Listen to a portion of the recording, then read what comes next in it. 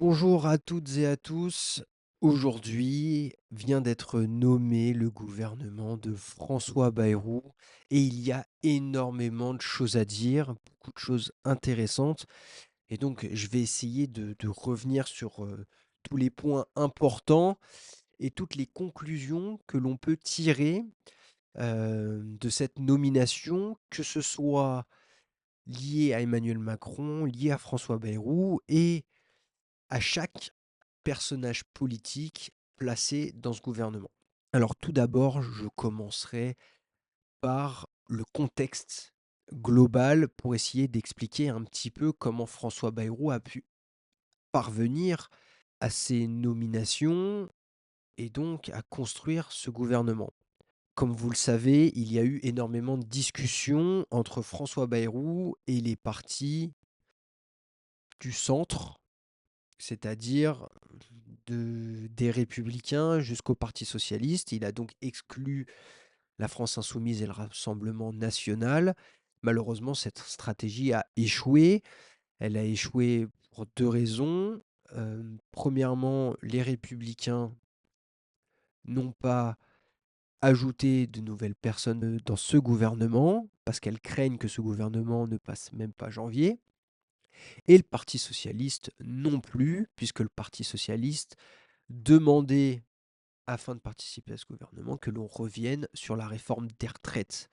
Et malheureusement, François Bayrou, il a dû faire des choix.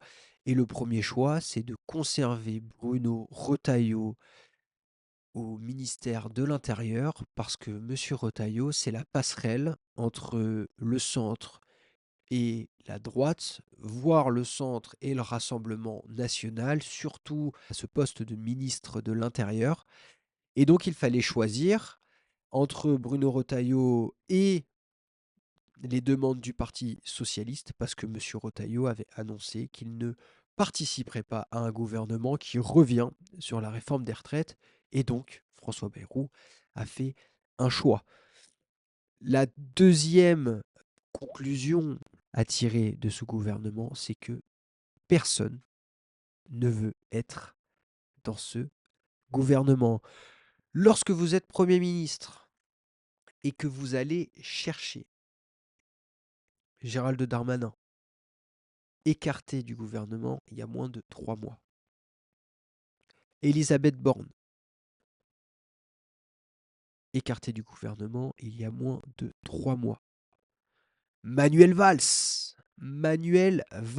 Alors, pour tout le respect que j'ai pour Manuel Valls et l'incarnation qu'il a su montrer lorsqu'il était Premier ministre, sous Hollande, il est détesté de partout. Les macronistes n'en veulent plus. Les socialistes n'en veulent plus. Les Barcelonais n'en ont pas voulu. Les Barcelonais, oui, parce qu'il est parti faire une petite escapade politique en Espagne, en Catalogne, sa terre d'origine.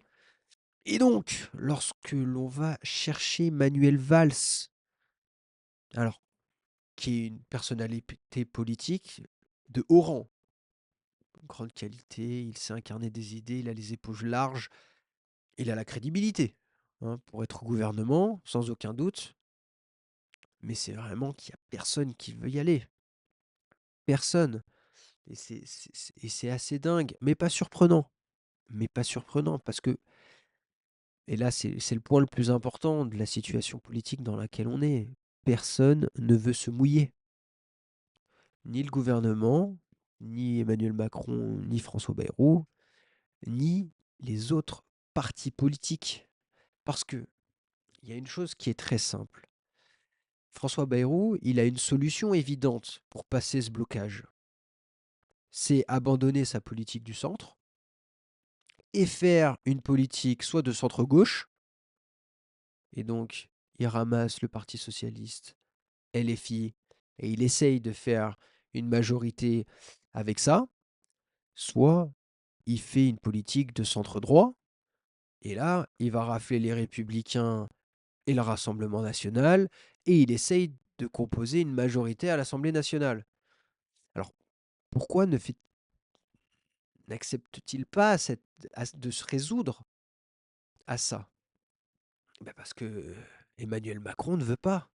Emmanuel Macron, il est au bord du précipice. En fait, c'est sa philosophie qui meurt. Sa philosophie du centre, à la fois un peu de gauche, à la fois un peu de droite, qui est en train de mourir.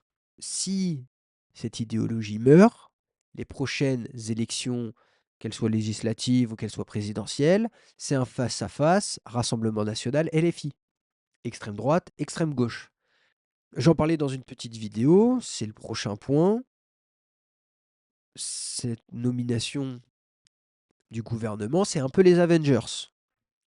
Parce qu'on est allé chercher des gens qui avaient été éjectés, qui ont disparu du film politique dans la saison 1 et qui reviennent dans cette nouvelle saison. Bien évidemment, il y a Manuel Valls, mais lui, il est carrément mort il y a très longtemps et il revient.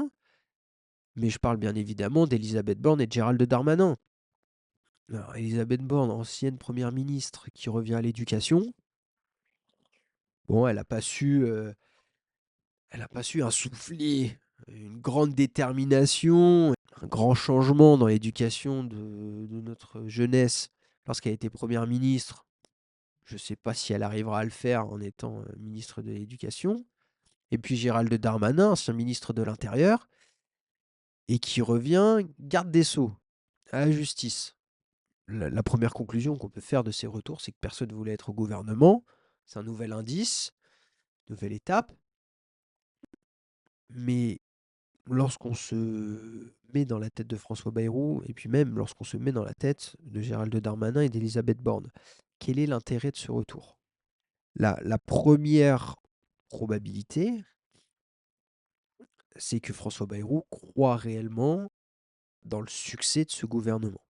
Alors ça peut paraître assez fou comme pari, parce que rien ne change, c'est les mêmes qu'avant, c'est pratiquement un copier-coller du gouvernement Barnier, mais il y a quand même quelque chose qui change, c'est la force politique des personnes en présence. Gérald Darmanin, il a quand même une aura, il a quand même un poids, en particulier du centre jusqu'à l'extrême droite. Elisabeth Borne, ça reste une femme première ministre ancienne du Parti socialiste, donc elle a une voix à gauche. Et on peut, comme je l'ai fait au début de ma vidéo, dire qu'elle revient des morts, mais elle revient pas toute seule. Elle a quand même une vie politique, elle a des soutiens, et elle a une voix à faire passer à gauche. Et ça, c'est une réalité. Avec François Hollande, c'est possible qu'elle parvienne à ramener quelques personnes du Parti socialiste, et surtout qu'elle les ramène à la discussion. Ça, c'est important. Manuel Valls, lui, il a la capacité de parler à tout le monde. Il a la capacité de parler à tout le monde. Alors, est-ce qu'il sera écouté puisqu'il est détesté? Pas sûr. Mais ça a un poids. Il y a la possibilité qu'ils parviennent tous à parler à une France qui les respecte et une France qui a voté pour eux. Donc pourquoi pas? Donc pourquoi pas? Mais on est quand même dans une mascarade, on est quand même dans un film de science-fiction. On a des législatives. Le NFP gagne. Le NFP a un gros problème, c'est que LFI et LPS ne s'entendent pas. Ah, c'est une réalité, ils ne partagent pas les mêmes convictions. Donc ils ne peuvent pas gouverner. Parce que LFI, c'est 80 sièges, 90, et le Parti socialiste, c'est 60. Donc les deux divisés, ils ne pèsent pas. Ils ne pèsent pas du tout. Donc ils ne veulent pas aller au gouvernement, parce qu'ils n'ont pas la possibilité de gouverner. Mais ils ont gagné. Ensuite, on a le Rassemblement national. Je tiens à rappeler, et je le répète très souvent dans mes vidéos,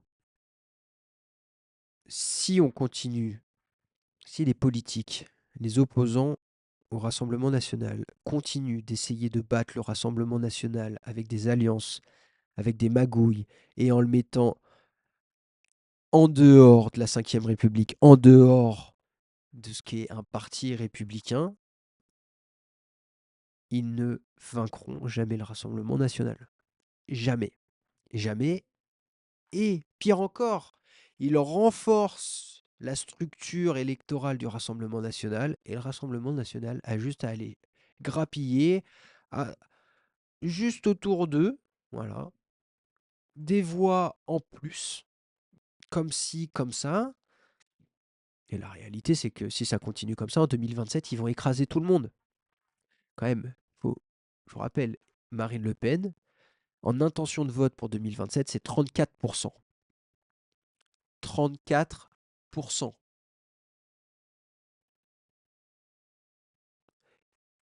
Et ses opposants continuent à mettre le Rassemblement national de côté, à ne pas écouter, à ne pas s'attaquer aux problèmes que le Rassemblement national dévoile, sur lesquels le Rassemblement national insiste. Alors, et comme à chaque fois, on peut dire, on peut dire ce qu'on veut. On peut dire ils sont racistes, c'est xénophobes, c'est l'ancienne France, c'est des beaufs, des alcoolos, n'importe quoi. On peut les insulter de tous les noms. Et de même avec la France insoumise, on peut les insulter de tous les noms. Le seul moyen de battre ces partis, c'est par les idées, c'est à travers les idées. Vous voulez défendre la diversité, vous voulez défendre l'universalisme, vous voulez défendre l'entraide, insister sur ces points et utiliser des preuves qui supportent cette argumentation. Ça ne sert à rien de dénigrer quelqu'un pour le vaincre. Ça ne fait que le renforcer. Et donc, François Bayrou, pourquoi ne va-t-il pas vers l'extrême droite? Ça, c'est une vraie question. Pourquoi ne va-t-il pas vers l'extrême droite?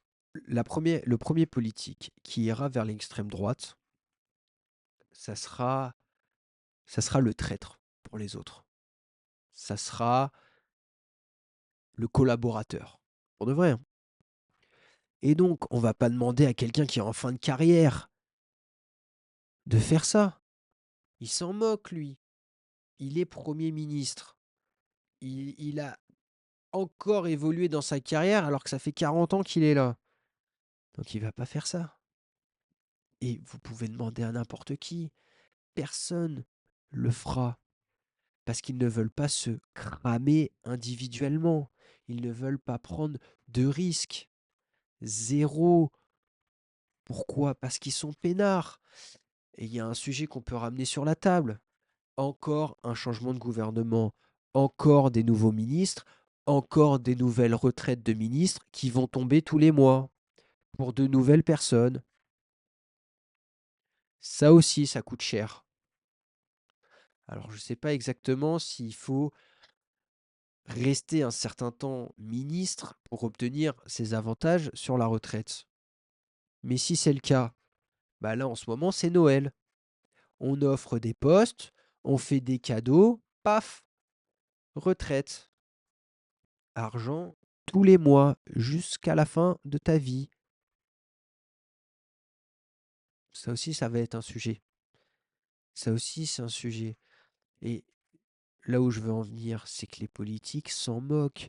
Il n'y a aucune pression qui s'applique sur eux, sauf la pression de l'élection.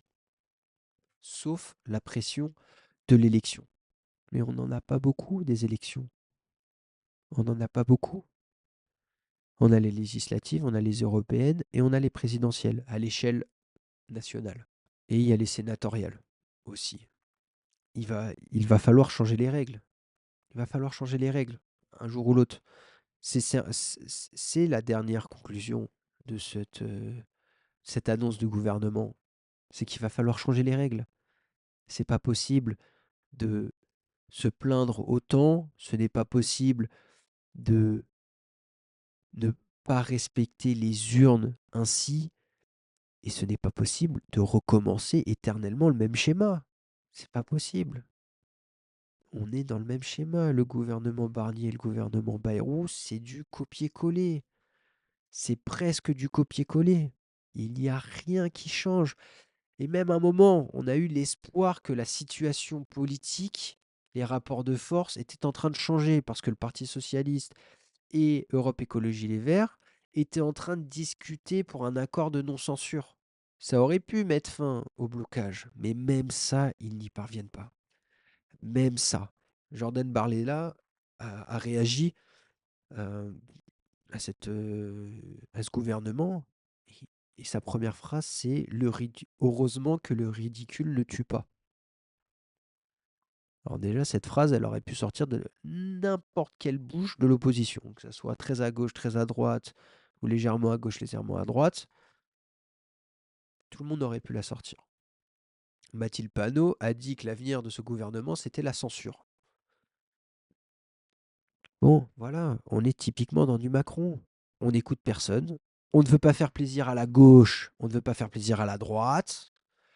Donc on fait plaisir à nous-mêmes, ce qui fait plaisir à personne. Et donc on se retrouve dans la même situation, c'est-à-dire blocage. Blocage. L'unique espoir de ce gouvernement, c'est que le Rassemblement national ne revote pas une motion de censure en s'alliant à LFI. Je suis pas sûr que ça arrive. Et pourquoi? Parce que si Bayrou saute, le prochain pion à éjecter, c'est Emmanuel Macron. Alors, est-ce que LFI serait en faveur d'une nouvelle élection présidentielle? Non, parce qu'ils vont prendre une fessée. Est-ce que le Parti socialiste est favorable à une nouvelle élection présidentielle anticipée? Non, parce qu'ils vont prendre une fessée. Est-ce que Ensemble est favorable à une nouvelle élection présidentielle anticipée?